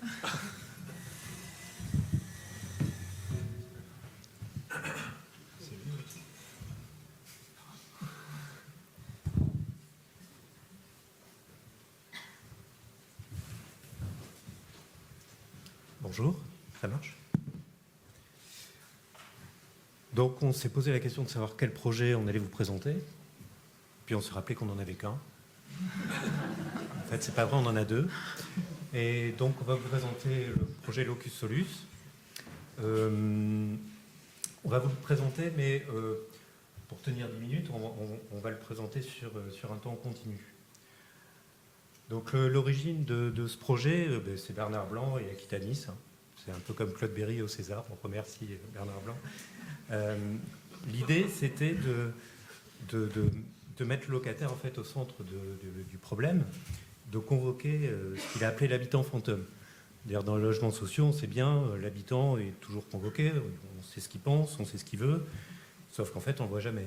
Et donc, là, l'idée, c'était de dire, pour une fois, on va le voir, on va le convoquer, et il va apporter son grain de sel à l'édifice, si je peux dire. Et donc, on a 3 pôles, en fait, la maîtrise d'ouvrage, maîtrise d'œuvre et l'habitant. Mais, bon, concevoir son logement, c'est compliqué, mais la demande, elle était autre, puisque l'enjeu était aussi de constituer un groupe social qui soit capable de s'autogérer, qui soit le plus autonome possible. Et ça, c'est encore plus compliqué. C'est pour ça que c'est pas juste un projet de logement, c'est aussi un projet d'habiter plus global. Pour nous, donc, ça commence à ce moment-là, en fait, le Grand Parc et un parking relativement banal, celui qu'on voit là au milieu. Mais il n'est pas si banal que ça quand on s'y attarde, parce qu'il y a un certain nombre de pratiques qui se développent sur ce parking. Il y a une école en bas à droite, il y a un bus en haut à gauche, et il y a des gens qui passent, il y a des gens qui bricolent, il y a des enfants qui jouent. Et on se dit que c'est quand même dommage de supprimer ces usages-là, enfin de les bouleverser, et que finalement le Grand Parc a connu suffisamment de tabula rasa comme ça. Donc on décide en fait de construire au-dessus et de laisser tranquille tous ces usages. Et donc au départ, on pense comme ça de faire un grand parvis au-dessus de ce site, et sur ce parvis d'édifier une structure en poteau-poutre dans lequel il y aura des logements, on ne sait pas encore trop comment. Et sur ce parvis, avec la maîtrise d'ouvrage, on se dit on va proposer de faire une ferme urbaine. À l'époque, c'était nouveau. Mais qui soit à la disposition des habitants. Et donc, quand les habitants arrivent, nous, on en est là, et c'est ce qu'on leur présente. Et donc, on décide, avec les habitants, de partir en voyage. Donc, on a été à Nantes pour visiter du Le Corbusier, visiter la Caton-Vassal. On a été un peu partout, on a beaucoup discuté, on a beaucoup mangé. On a beaucoup mangé, voilà. Et puis, en fait, on est arrivé à une espèce de synthèse où on s'est dit, en fait, c'est ça, c'est le prototype de 2 chevaux. C'est-à-dire que ça va être un truc qui va être à la fois rustique, qui va être grand, mais décapotable. Et donc, il y a aussi cette phrase qui est super intéressante à la fin, le point de vue esthétique n'a aucune importance. Et on était très d'accord avec ça, le point de vue esthétique n'a aucune importance.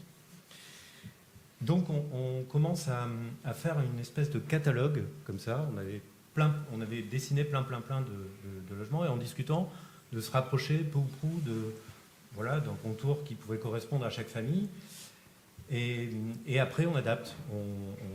On adapte, on passe notre temps à adapter. Et là, par exemple, la demande très forte, c'était qu'il y ait une fenêtre dans la salle de bain. Donc, il y a une fenêtre dans la salle de bain.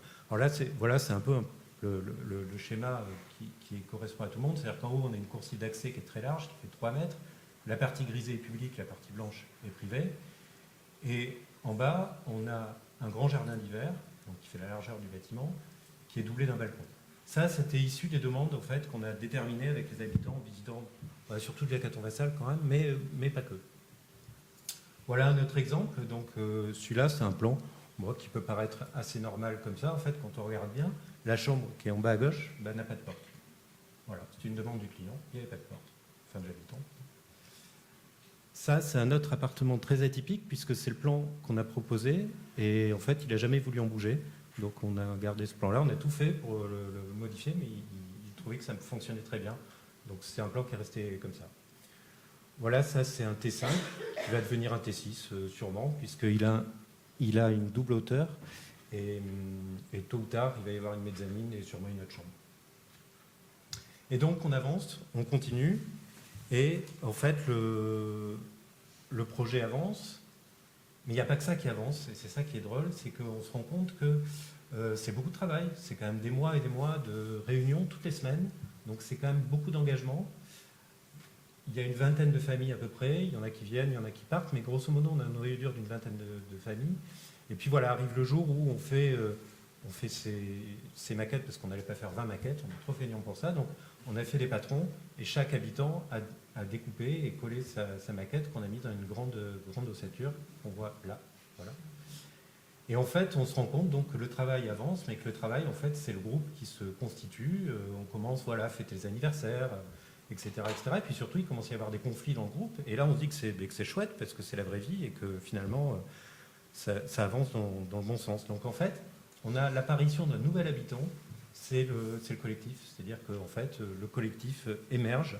Et on se dit que dans l'habitat collectif, c'est assez logique qu'il y ait un collectif, mais sauf que d'habitude, il n'y a pas de collectif, ou très peu. Et ce collectif-là, il décide en particulier que la dalle, par exemple, va être publique. Il va décider qu'il va y avoir une maison d'assistance maternelle. Il va décider que la serre, ça ne va pas être juste peut-être pour la ferme urbaine, mais que ça peut servir d'autres choses. Il va décider comme ça d'un certain nombre de choses communes, et il va prendre en fait petit à petit une certaine autonomie. Donc, pendant le chantier, l'autonomie continue. Donc, on continue à manger aussi, parce qu'on mange beaucoup. Donc ça, c'est aussi quelque chose d'intéressant de voir qu'une entreprise, dans le logement social, habituellement, on construit pour on ne sait pas trop qui. Là, ils avaient les habitants en face, donc le plombier savait exactement pour qui il allait poser la douche. Et ça change quand même la manière de poser une douche. Et puis, voilà, il y a des visites. Et puis, il y a la réception. Il y a le moment où les habitants rentrent dans le logement avec les enfants qui jouent au foot dans le parking, ce qui nous ravit. L'entrée avec un banc, parce qu'il faut toujours un banc dans une entrée.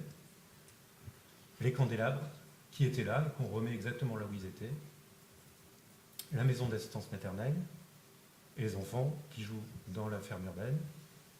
Et donc les coursives qui sont appropriées, ça c'est vraiment quelques temps après la réception, il approprie très très vite.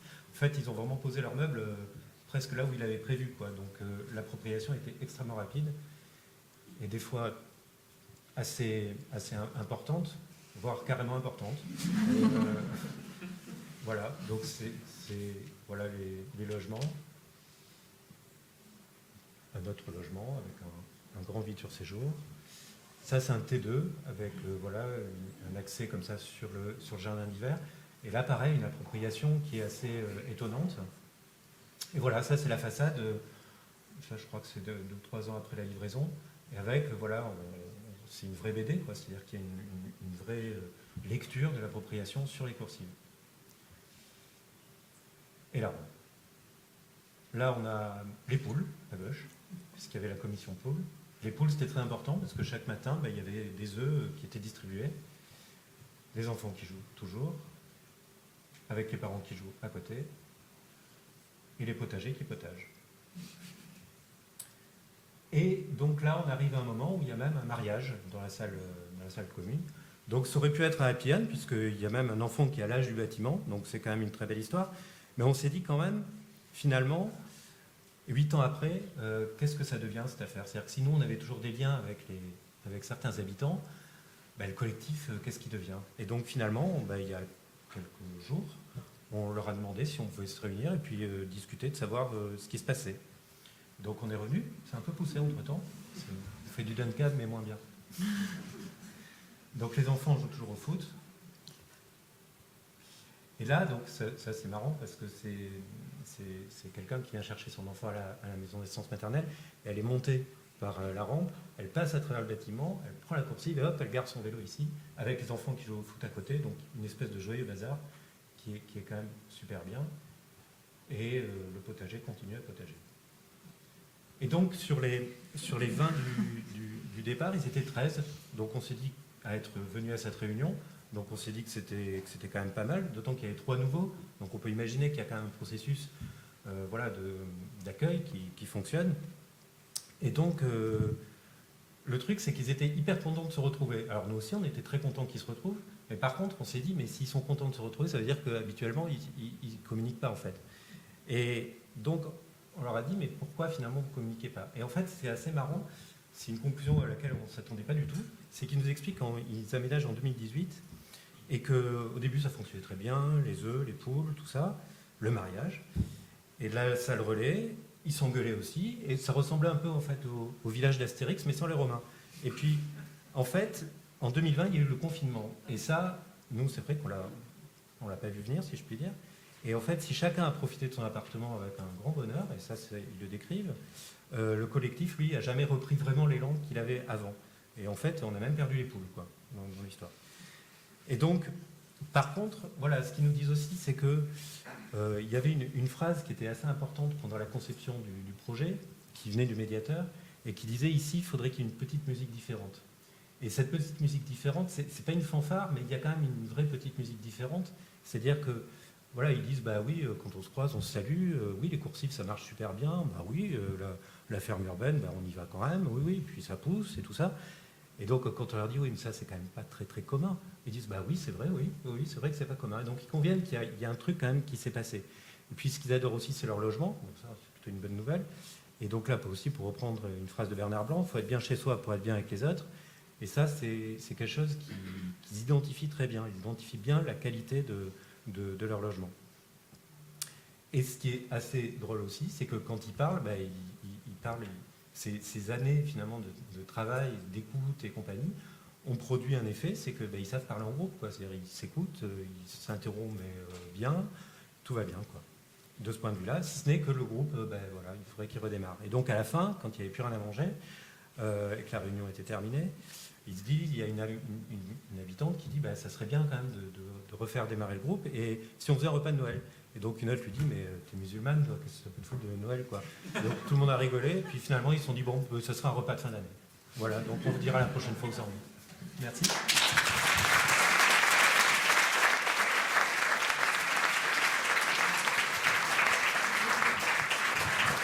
Merci beaucoup. Donc, je demanderai à Duncan Lewis de prendre la parole.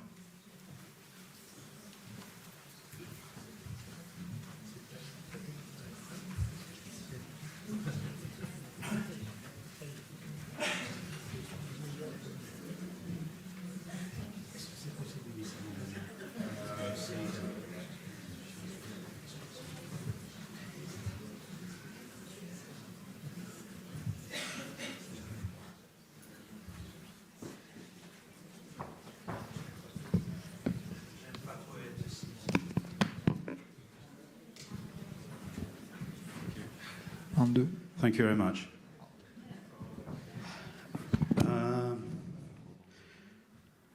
I don't like white, and I don't like black. I like the grey, so I'm going to speak in English. Je peux parler en français, mais je peux pas parler en espagnol. Mais voilà. I've got a big problem. I've just come from Scotland from a hospital, and I left my glasses there. So I need someone to read, because normally I don't write things down, and I'd like someone to read this for me if it's possible, in a certain moment. I can give it to you, Fabrice, if it's okay. Thank you. The first slide, please. Yes, well, yes, that's the one. Good evening, ladies and gentlemen. A little bit like these two guys here are very friendly. I'm just going to show you one project as well, and you already know it, so it's going to be a bit boring, but never mind. I'm going to show you some photos of the project which has just been realised on the other side of the river. This is the most fantastic social housing project I know in the world. It's absolutely fantastic. They're made by birds. It's called a weaver bird. Absolutely quite incredible bird. It actually gathers things around and builds its housing apartment. It's the only bird which makes a collective nest, a social collective nest, which lasts for about 100 years. And what is quite incredible is the bird actually weaves all this, and it has different chambers. It has chambers on the outside and chambers in the inside. Deux types de chambres. The ones on the outside, it's very good. If it's hot, they go inside to the internal rooms. It's quite incredible. 500 rooms in here. And what happens is the older people who suffer from the heat, because it's in the desert, they go inside, deep inside, to keep cool. Next slide. If I got to, yes, because I sent these slides. And what is quite incredible about these birds' nests is it's like a complete ecosystem. Because there's very few trees in these deserts, and then suddenly this ecosystem changes, and people come, like these cheetahs. You want me to do it? Yeah, if you like, that'd be quite helpful. Thanks very much, Fabrice. Yeah, next. Thank you, Fabrice. This is 1966. It's when Great Britain won the World Cup. And this is my mother, my father, and a friend. So I just wanted to show you something which inspires me about housing. These are moments which inspired me. As I say, I've been in a hospital the last couple of days, and my mother and father are very, very ill. So that's why I wanted to share these photos with you. Very important living conditions, collectively. It's quite incredible in a camping, you know, you've got to brush the ground away, get it comfortable. Then sometimes the rains come, so you put a trench around it. It's incredible sort of collective housing. Next, please. And then later on, my father and my mother got a little bit more richer, so they bought themselves a caravan. And in those days, they were always buying Peugeot with a topper. Very important moments for me in my life. And I think they've influenced me, not directly, but indirectly. Next slide, please. And of course, then, when I grew up, I had a daughter. This is Megan. It's my daughter. This is 15 years ago, in exactly the same camping place where I was with my mother and father. Can you read out the next text, please? Fabrizio. Yes, this one. Okay. It's in French. La fonction habiter est une fonction de complexité, fonction d'interface entre soi et le monde extérieur, d'usage et d'échange. À trop vouloir mettre en scène une fonction de repli, fut-elle livrée aux dernières technologies du confort, on a oublié son rôle de médiation. Aux architectes alors de proposer des lieux intermédiaires de la domesticité, ni totalement dedans, ni totalement dehors, d'offrir des lieux qui puissent servir comme antidote à la délocalisation télématique, à l'illusion d'autonomie, des lieux rechargés de corporalité, de frottement, d'échanges transitifs entre l'individu, le groupe et son environnement.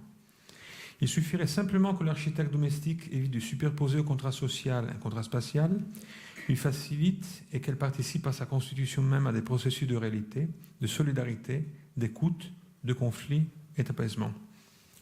Thank you. Shall I read also the Spanish part? Yeah, you can read the next one as well. I wrote it a bit bigger, so it's easier to read. Yeah, well, je paso al español. La ciudad no es simplemente un mecanismo físico o una construcción artificial. Je peux aussi traduire. Está involucrada en los procesos vitales de las personas que viven en ella. Es una producción de la naturaleza, en particular de la naturaleza humana. Donc la ville n'est pas simplement un mécanisme physique ou une construction artificielle. Elle fait partie des processus de vie des personnes qui y habitent. C'est une production de la nature, et en particulier de la nature humaine. Thank you. Well, I'm nearly finished. Next slide, please. So, well, those are just things which I've been thinking about after all these years.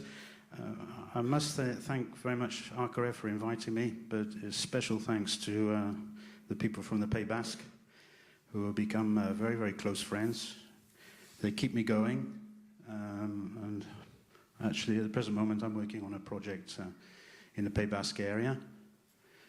I can't go into all behind this project, so I just want to show you one or two photos. It was a hell of a lot of work, very complicated, but thanks to a lot of people here in the room, we managed to get through, It was very difficult with Winnie Mass, but we got through. Because, his project, he didn't want us to come outside the lineament of the building, which was just fucking useless. So we decided to use exactly the same system as Winnie Mass to produce a room of 6,800 meters cube for everybody. And of course, I don't know if you know these days, but it's getting a bit hot in Bordeaux. So this is another way to actually think about those sort of problems. Next slide, please. So this is a form of collective room, gets people together, keeps us cool, brings in birds and bees. If you can make love in it, you can do whatever you want in it. Next slide, please. So, as I say, I'm got a lot of fortune at the present moment because I'm working in Spain and certainly teaching a lot in Spain, in Pamplona, with this guy Jose. It's absolutely fantastic. So these are sort of a few words written in English which are very important for me, not only in just doing, in actions, but in teaching, which I think is very important, how we can pass on messages. Next slide. So this is the fourth level of the building. This is after 3 years. It works quite well. It's not too bad. Keeps you cool, makes you happy, and that's what it's about, making people happy. Next slide, please. Yes, it's a private housing project, but these are students who are living there, renting. You can see with all the bottles of beer. They seems to have fun. Next. Don't only just do things for people, do it for dogs as well. Dogs are important. Next. And there's these birds which are flown in, these flamingos as well. This is one of the apartment. It's not fantastic. It's not as beautiful as what I've been seeing, but it's what I could do. It's the best I could do. I'm sorry, but that's it.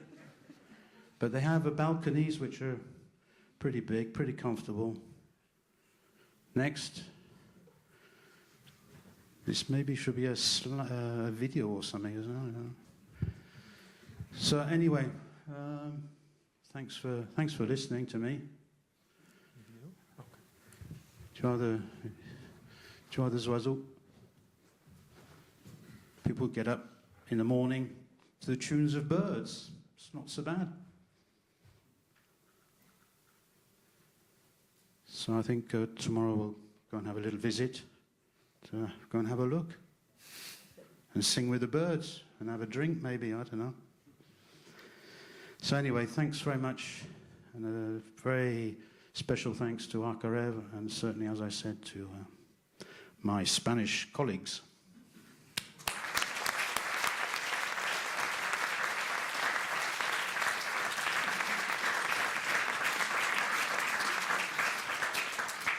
Merci Duncan. Et on donc va terminer avec Gaëtan Brunet de l'agence UR.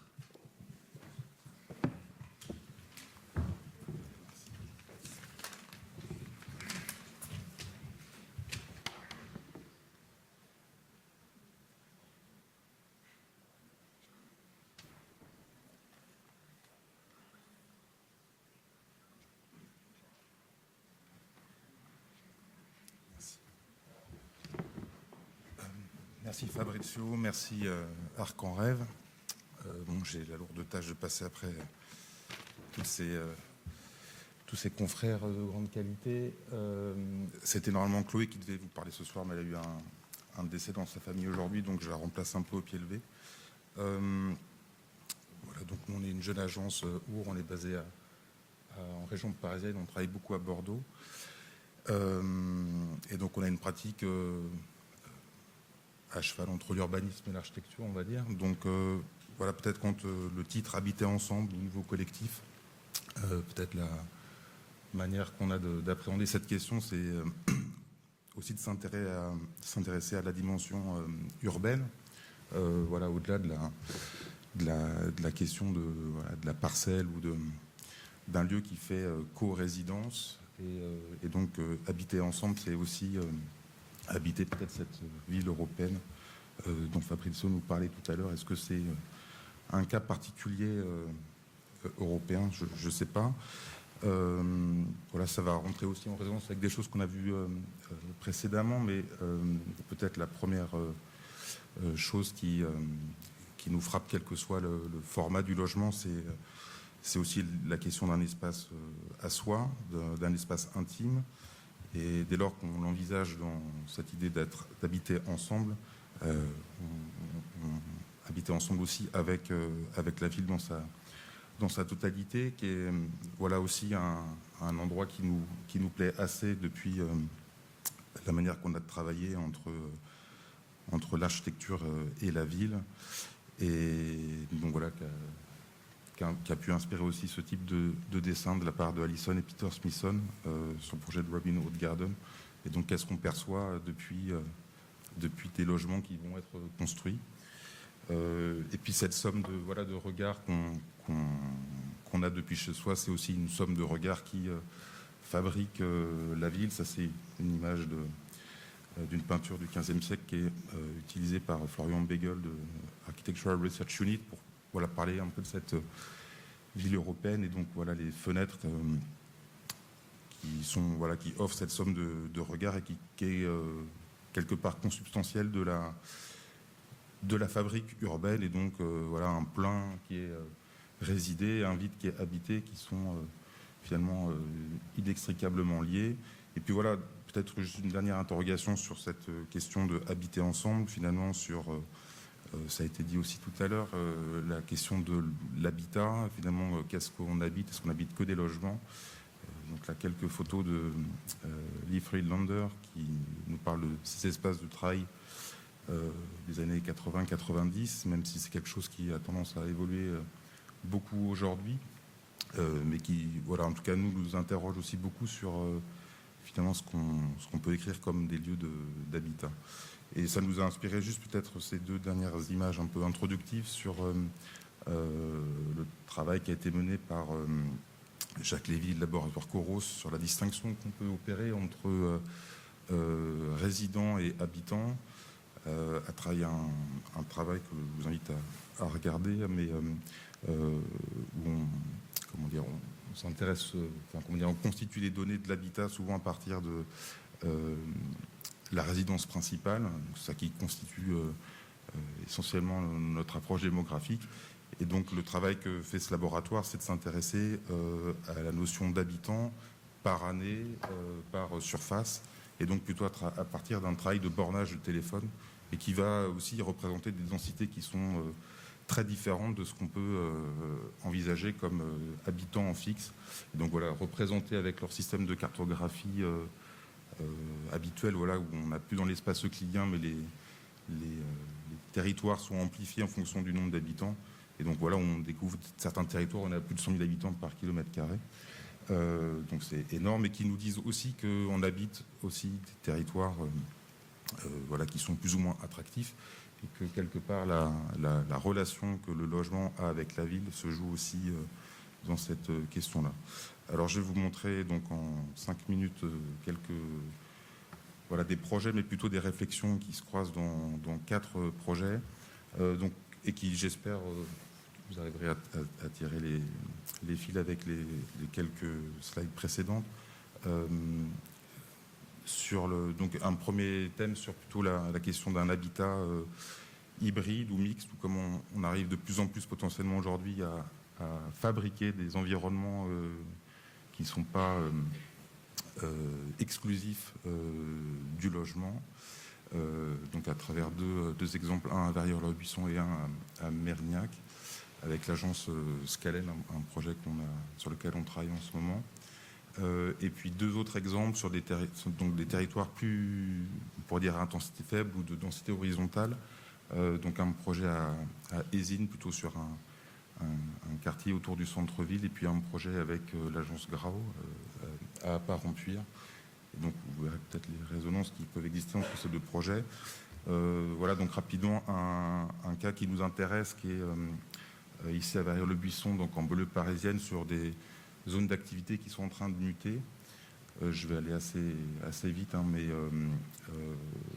voilà, pour des questions de besoin justement de logements sociaux, et les seuls terrains qui sont disponibles aujourd'hui sur la commune, c'est des zones d'activité, notamment celle-ci qui est encore fonctionnelle, hein, avec des entreprises qui y travaillent.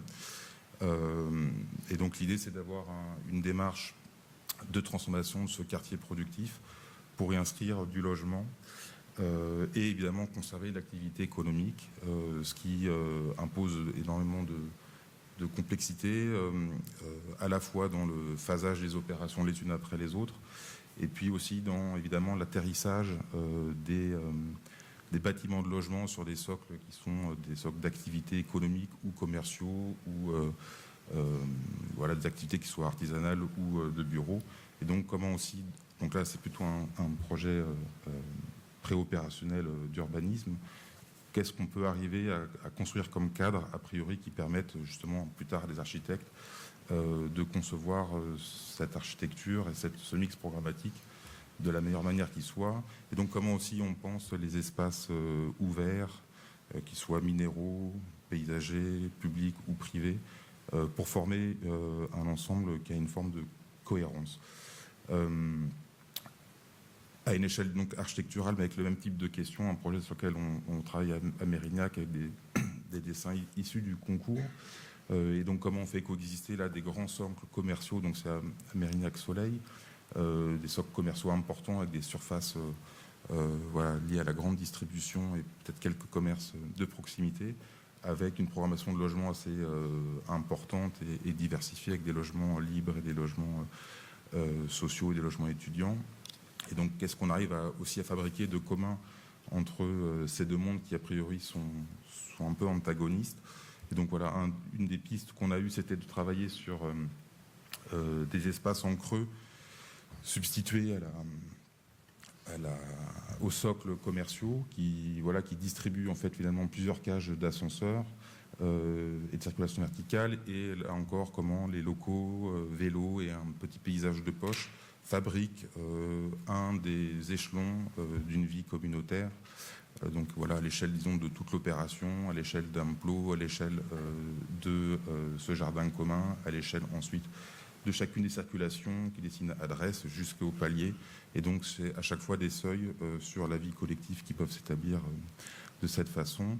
Et voilà, avec un travail aussi mené dans le cadre du concours sur une forme de systématisme aussi des logements, mais comment on arrive à trouver, dans un exercice assez réglé de dessin, des modalités d'adapter finalement les différents types de logements en fonction des orientations, en fonction du type de logement, en fonction aussi de cette question des loggias ou des balcons, etc. Il me reste 3 minutes ? Ah ok, je crois qu'il me restait que 1 minute. Okay. Ben, voilà, donc ça c'est quelques exemples, et comment finalement avec un ensemble qui cherchait sur un plan urbain à créer un peu de diversité, on a un même système qui se décline et qui finalement arrive à fabriquer des objets assez différents.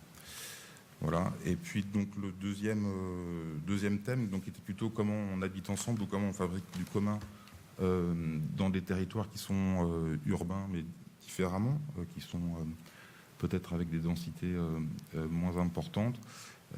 Et donc avec un premier exemple ici à Eysines, dans le centre-bourg d'Eysines, et avec un travail aussi de cartographie qu'on avait mené finalement dès le début du diagnostic territorial, voilà, et qui démontrait aussi comment il y avait dans cette urbanisation des 50 dernières années un espèce de réflexe sur des tissus voilà, du pavillonnaire jusqu'à aujourd'hui des formes de résidence qui assemblaient plusieurs parcelles. D'une certaine façon, un espèce de mécanisme à produire des résidences qui empruntaient quelque part à cette existence urbaine et en même temps à forme de recherche de mise à distance voilà, qu'on trouve dans les quartiers pavillonnaires.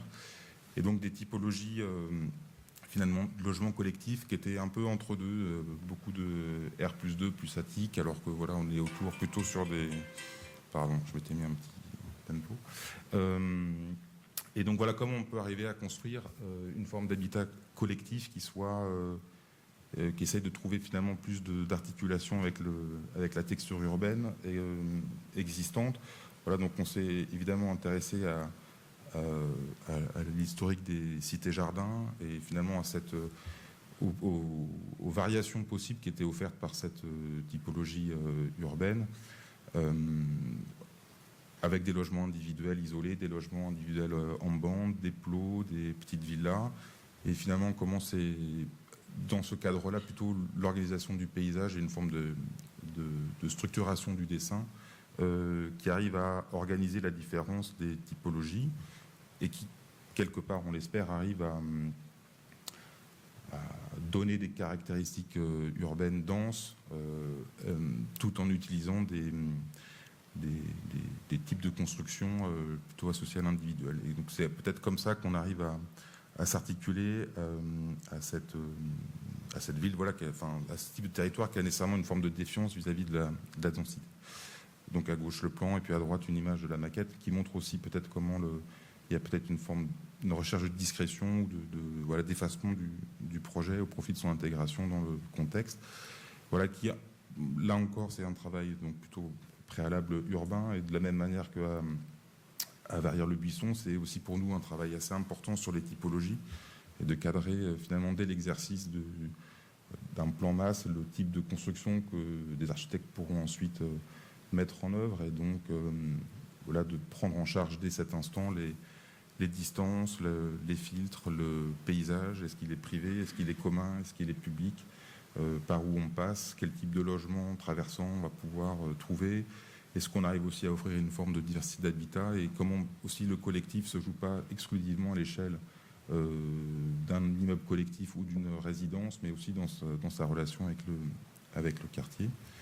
Et puis je conclus avec quelques images de ce projet conçu par Grau, et voilà, que Chloé a suivi. Et donc on est sur un même type de territoire voilà, qui est plutôt constitué par des logements individuels.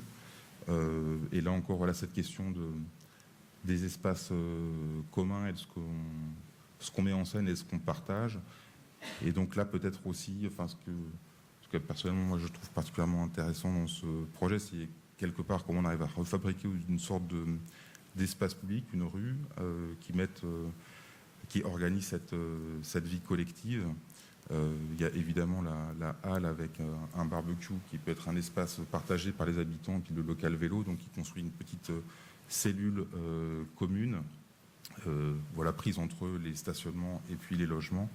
Et puis comment voilà, il y a des espaces extérieurs communs, partagés, et qui voilà, s'organisent aussi dans cette symétrie entre voilà, l'adressage de chacun des logements sur cette rue piétonne, paysagère, et l'arrière des logements avec leur jardin.